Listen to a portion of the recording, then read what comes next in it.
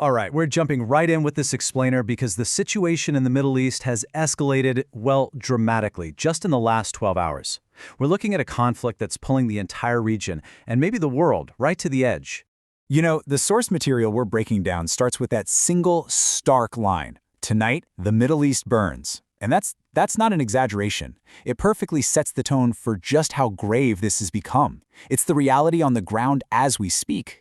So, how in the world do we get here so fast? Well, the initial spark, the single event that really set this whole region ablaze, was a direct and pretty significant missile attack on Israel.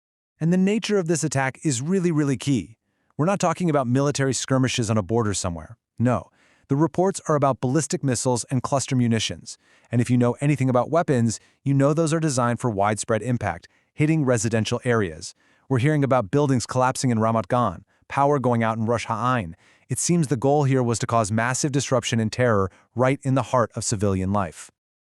So, as you can probably guess, this did not stay a two-sided conflict for long. The battlefield is just ballooning outwards, pulling in neighboring countries, pulling in international forces. This has become a conflict without any clear borders. Let's just look at Bahrain. The entire nation has been put on high alert. Sirens are blaring everywhere, and the government is telling its people to take cover. And this is not a drill.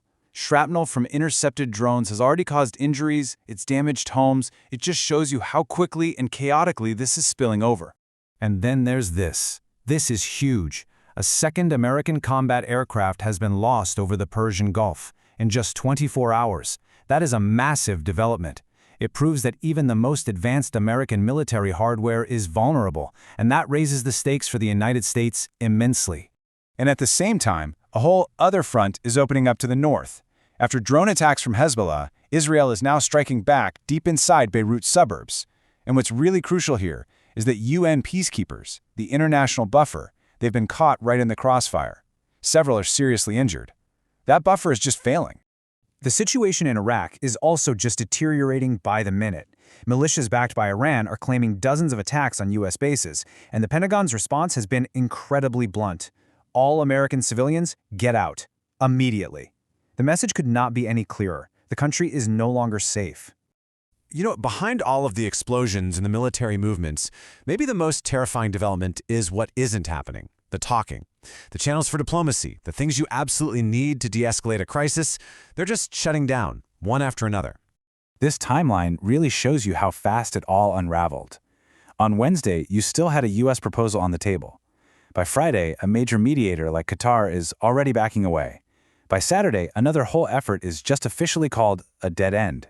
The entire path to peace has pretty much vanished in less than a week. And in place of actual diplomacy, we have this, a war of words that leaves literally no room to compromise. I mean, when one side is threatening to send the other back to the Stone Age, and the other side hears that as a public confession of wanting to commit war crimes, there's just no common ground. There's nowhere to even begin a negotiation. So why does all this matter to everyone, everywhere? Well, because a conflict of this magnitude has immediate, and I mean devastating consequences for the whole world, both in terms of human lives and the global economy. Let's start with the sheer intensity of it all. 206. That is the number of reported U.S.-Israeli attacks inside Iran in just the last 24 hours. That is a staggering figure. It really speaks to the scale and the systematic way these military operations are being carried out. And here is the economic fallout. The Strait of Hormuz is basically a critical artery for the global economy. A full quarter, 25%, of the entire world's oil supply passes through it. Any disruption there, any blockade, and it's going to directly hit energy prices, shipping, economies all over the world. This affects literally everyone. And this number gives you a look into the future. A $1.5 trillion defense budget request isn't for a short, clean conflict. That's the largest increase since World War II.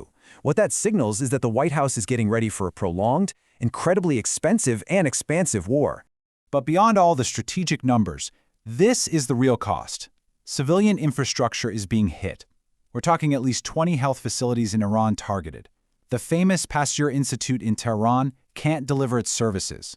A top university has been damaged. And we already mentioned the UN peacekeepers hurt in Lebanon. These are the places that sustain a society, and the human toll is deep, devastating, and it's just growing by the hour. So where does all of this leave us? It leaves the entire region, and by extension the world, right on the edge of a cliff, locked in an unbelievably dangerous military stalemate. And this really gets to the heart of it, this stalemate. On one hand, Iran has just proven it can land a powerful punch. It can hit deep inside Israel, and it can take down sophisticated American warplanes. On the other hand, the US and Israel have shown that they can systematically hit almost any target they choose inside Iran. And what that creates is this terrifying equilibrium, where neither side can get a quick win, but both sides can inflict just an unimaginable amount of damage. And that, of course, brings us to the final, really unsettling question. With diplomacy effectively dead, and with both sides having proven their immense destructive power, what comes next?